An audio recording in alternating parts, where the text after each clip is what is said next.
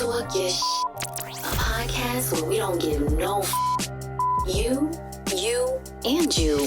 Oh, and did I say you? Yeah, you too. Now, let's talk about it. What's up? What's up? What's up? I'm Big Slick. Welcome to my podcast called Talk Your Shit. To all the new listeners out there, let me tell you exactly what this podcast is about. First of all, the podcast is about me talking my shit. Second of all, what it's about, different topics dealing with life, relationship, work, anything. I'm gonna give my honest opinion from a male perspective. It's not sugar coated, it's unfiltered, it's raw. This is how we do it. You know what I'm saying? We straightforward with it on this show. So that's how we do it. This is exactly what the show is about. And you can be a part of the show. You can write in to our Let's Talk About It letter. And the way you do that is that you email your letter to talkyashitdaily@gmail.com. That's talk, Y-A, daily @gmail.com. And when you do that, I go through it, I pick the letters, and I'm going to read every one. It will be a part of the show. I'll put it on the show and I'll give you my honest opinion about it.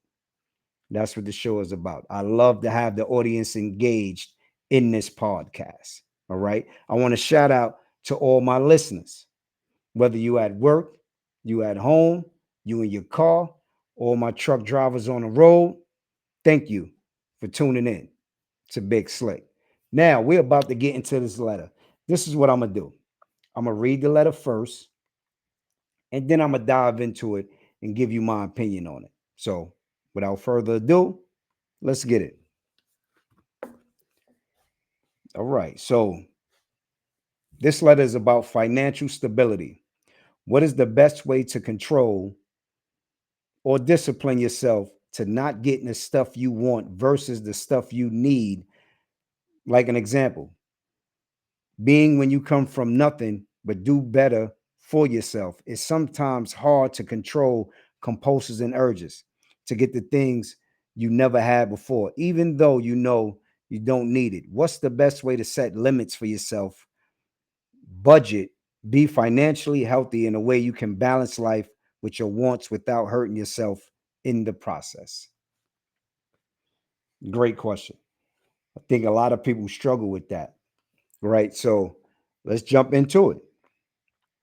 Financial stability. So coming from nothing, right? A lot of us didn't come from having a silver spoon in their mouth or inherited a lot of money. You know, a lot of people came from a struggle. You know, a lot of people came from one parent households. You know, some people was raised, you know, maybe by their grandparents or their aunts or something like that that might have not had a lot, you know, but they with what they had, they made the best with. So I understand coming from nothing, coming from the struggle, like that, because I'm from the hood myself, right? So I fully understand what it is to come from nothing, you know, and to put that work in a grind. You understand? But see, the thing is that when you come from nothing, you should respect it more when you do get something, right? So a lot of us, you know, a lot of people just go out and start buying things and, you know, impulse buying, like you said in this letter, right? Which is never good. You know, right now, that's what the market wants you to do. The consumers just the impulse buy. Most of the major spending is on somebody that just buys something, you know, when they see it, or, you know, they online and they see something and they just buy it. So a lot of compulsive spending is what, you know, they want you to do. You know, these markets want you to do that. You know, these stores, online stores and stuff like that want you to just buy it when you see it. But the thing is, when you come from nothing, you should respect when you do have something, right? When you do get money. So you should watch the way you spend that money because you know how it is not to have it, right? And you still can get the things you want. But the thing is, plan for the stuff you want, right? That's what you need to do. Plan for the stuff that you want. Don't just buy it. Put some money aside and then go out and get it, right? Don't just go get everything at one time. Don't jump into a new car that you can't afford the monthly payments on. And now after 3 or 4 months, the car getting repoed and you looking crazy in the face, right? Don't jump into a apartment or wherever, condo, a house, or anything that you can't afford, right? And then you end up getting kicked out of it, or something like that. So the way you budget your money is this: you know what you need, your necessities. So you look at your necessities first, right? What do you need to have? You need to pay if you live on your own. You need rent, you need electricity, you need food. If transportation, if you got a car note or whatever, all these things, you need to have money for that. So now you look at that and go, okay, what do I have left? Right? What's left from that? What do I consider disposable money? Which means this money is not going to affect my livelihood, right? If I spend this, I'm not going to be sitting in the dark lighting candles later because my lights is out. You know what I'm saying? Or something crazy like that. So that's how you budget. See exactly what you need for your necessities, and then you can get the stuff you want. And to make it easier, like I said, you need to put money aside for the stuff that you want. So you don't got to make a big purchase at one time. You got your eye on something you want to get, put a little bit of money up, and then you go out and get it. That's the way you do it. You know what I mean? So don't just run out and buy stuff. And like I said, I understand a lot of people have the same mentality when they come from nothing. When they get something, they just splurge. Everybody, you just want to ball out, ball out, ball out. And then you end up being back to where you started at. So that's not the case. That's not the move. Don't do it, because you're going to go around in a cycle that you don't want to be in. It don't make no sense. You know what I'm saying? So spend your money wisely. You know, I don't saw people in the hood pull up, you know, live there, and they got a Benz, and you stay in the projects with your moms. Like, it's crazy. It doesn't make any sense. That's what you call not knowing how to budget your money or what to really spend your money on. You got a Benz and you still in the projects living with your moms. That makes no sense. You know, you can use that money to get out the projects. You can do a lot of other things than pull up with a Benz in the projects and you stay with your mother in the projects, which is crazy. So that's one example that I know personally that I done seen on a couple of occasions where it's just worthless spending, especially on a car. Time you touch it, it depreciates anyway. So, when you get a car, that has to be disposable money, unless you plan on keeping it for 20 something, 5 years, and then it's an antique, and then you better hope you can sell it to somebody or something. I don't know, but you know, that's the way you budget your money and worthless spending. And a lot of people know when they buying something that they don't need anyway. You can feel it and be like, yo, I don't need this. You know what I mean? It's just an impulse. You see it. It's the shiny syndrome. You see something. Oh, let me get this. Let me get this. And then you get it and bring the shit to your house and go, yo, why the hell did I buy this? I don't even use it. You might use it once or twice, and then it's just sitting there. And then you like, man, I could have did other stuff with this money.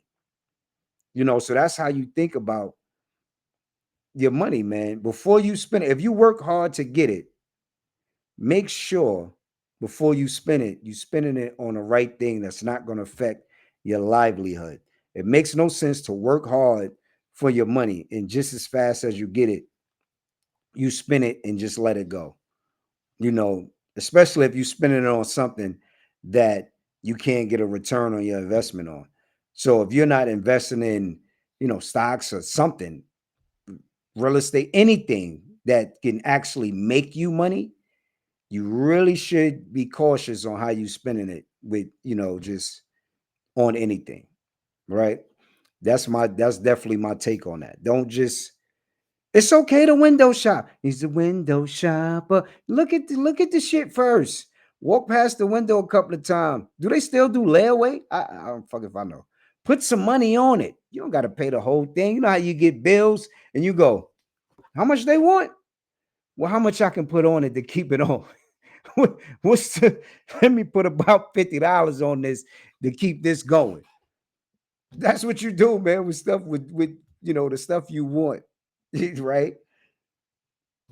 Put a little something on it. Set something aside to get the stuff you want. Don't just OD and go out there and spend crazy, and now you eating cat food or kibbles and bits and some crazy shit because you don't got no money for no food because you want to go out here and spend money on something you don't even need, which makes no sense. You in the crib lighting candles and all types of shit, flashlights in the crib. But come on, man, what are you doing? What are we doing here, man? That's the way you be financially stable, man. Set aside money, right? Invest money, right? And I'm not a financial advisor by any means. Let me put that disclaimer out there for people be like, yo, how you gonna tell you what to do with finance? I'm not a financial advisor. This is my opinion on my podcast called Talk Your Shit. All right. And that's what I'm doing right now. It's just my opinion. I'm not telling you what to do with your money. Just got to put that disclaimer out there. Some people act a little funny when it comes down to bread. But that's the way that's what I would do with my money. Not just jump out the window and just buy stuff and things of that nature. You put money aside for the stuff you want. If you're going on you want to go on a big vacation, you want to hit an island or something like that. Or you going to wait to the week you want to leave to pay for it all at one time and now everything in your house is cut the hell off? No, you're going to put money aside until it's time for the trip. So you might start putting money aside months in advance. So it's not hurting nothing in your household. And that's what you should do with anything, that you want. And then when you get a nice cushion or something, okay, I got this much money I can spend on certain things, then you go out and get it. But don't sacrifice your livelihood for wants, right? We work for necessities. The wants come after that. That's how I would do it. That's my honest opinion on that. In a way, you're not hurting yourself in the process. You know what I mean? It's a time and a place to ball out. Can't ball out every weekend. It's a million people that still go out to the clubs and spend their whole check and then be broke. Like they still doing that. I don't know. They might. I think they might still be doing it. You fronting, you popping bottles, and you lighting candles when you go to the crib. You got candles coming out to you in champagne bottles when you in the club.